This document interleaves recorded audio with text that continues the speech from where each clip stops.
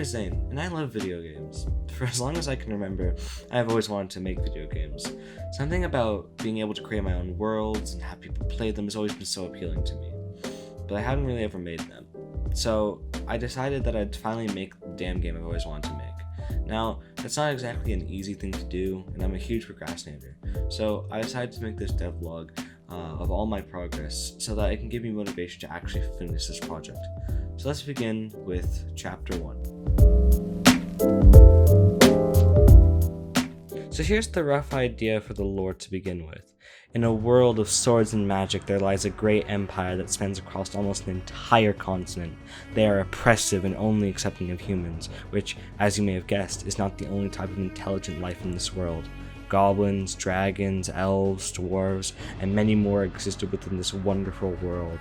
There used to be hundreds of kingdoms all across this world, hundreds of cultures and creatures that have now been crushed by this all-powerful empire. The reason why this empire is so vast and powerful is all because of a singular thing: the Endless Dungeon. The Endless Dungeon is a dungeon that is trapped within the void of space-time, a prison that no one can escape. The dungeon's many halls and rooms expand and stretch out for infinity. Therefore, whenever the Empire was met with any opposition, they would cast a spell that would send them to an infinite dungeon. Hundreds of thousands of creatures were teleported to this dungeon, leaving only the Empire to exist. Finally, you, a lone cultist of unknown race, gender, or origin, awaken within this horrible dungeon, with your only goal is to explore and fight your way past all the hostile enemies in the hopes that you may finally find your way out of this hell. Now, this is definitely not the finished lore of my game. It's a very rough concept that needs some stuff fleshed out, but I find this concept to be strong enough of a base to build upon it. In the future, I'll probably have to explain how the player finds their way out of this, unescapable dungeon, or why they're there and how they're there, and maybe flesh out the motivations of the kingdoms and the tribes and the creatures and that all-mysterious empire. Again, this is Devlog 0, not even the first one, and I'm just giving a rough idea of what I really want to do with my game. My favorite genre of games is roguelikes. Roguelikes, for those of you who don't know, are games that revolve around a player spawning into a world, most of the time it's randomly generated, fighting enemies and getting stronger. The appeal comes from the permadeath mechanic that is the staple of the genre. Simply put, if you die, you lose everything and you have to restart from the beginning. While on paper this seems like a really boring and painful mechanic, in practice it's a really fun and rewarding experience. Most games in this genre are also a subcategory of roguelikes called roguelites. The only difference between these is that you can unlock items that'll help you in future runs of the game. This would also fit into the idea of having an infinite dungeon that's in the void of space and time. I'm gonna make a roguelike game. I just love the ideas behind it, and the gameplay loop is extremely satisfying. The idea I have for my game is that the player explores a dungeon in a similar way to how Enter the Gungeon does it. However, instead of descending after each boss, the player stays on the same floor and keeps on going through the dungeon, trying to solve puzzles, kill enemies, and collect weapons.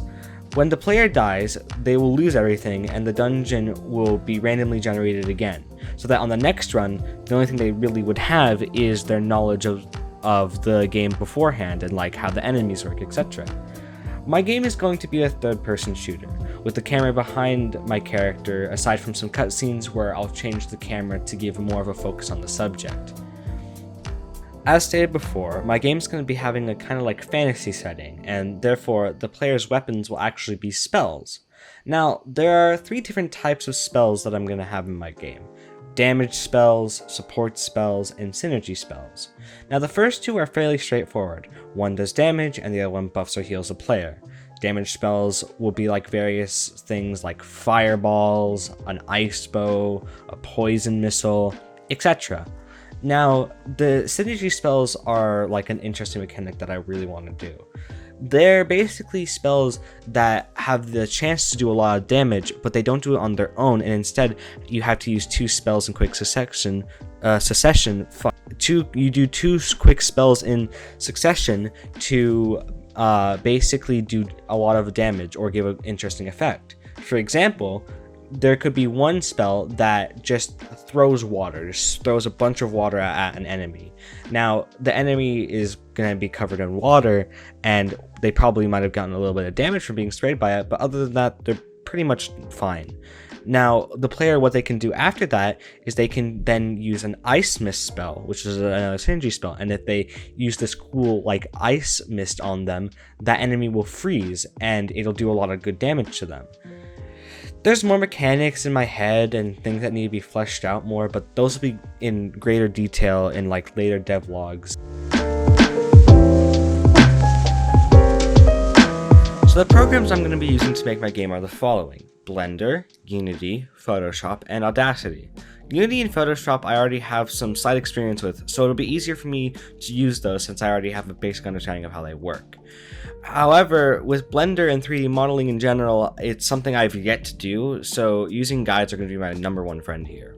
Same thing with Audacity, but it's probably going to be a bit easier since it's just audio. The best thing to do when making a game is quite simply to make a prototype of the game and then add visuals once you have a good base. That being said, I didn't do that at all. Well, okay, to be fair, I did make a semi-prototype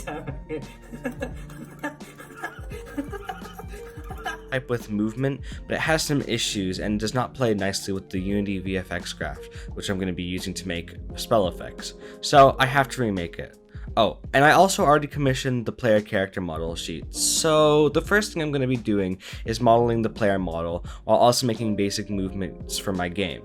As I said earlier, the main character is going to be a cultist type character, and when commissioning the artist, I sent them this rough sketch. She turned it into this, and damn, some people are so talented. My artist friend who I hired to make this delivered such an amazing product. Her handle is creep.tivity. If y'all ever want to go check her out, I highly recommend you do. And she just delivered such an amazing project. These sheets are vital to make 3D models of creatures and humans, and this is just perfect. This wraps up Devlog 0 of my game. The current placeholder name of the game is The Endless Dungeon, although that's subject to change. In this closing part of the video, I'm going to state the schedule that I plan to keep with these devlogs. It's going to be a bi-weekly schedule with the week off actually working on the game. The reason I'm making this series in the first place really does come from issues of commitment and procrastination, and I hope these vlogs can motivate me by placing them in a schedule. Thank you all so much for watching, and I hope you'll come and see me in the next devlog.